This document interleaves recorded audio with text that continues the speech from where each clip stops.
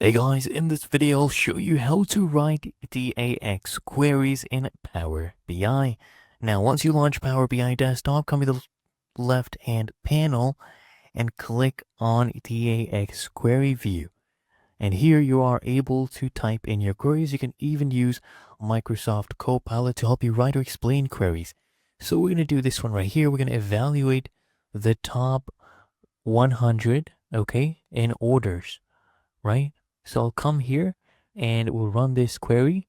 Just click on run and we are able to see the top 100.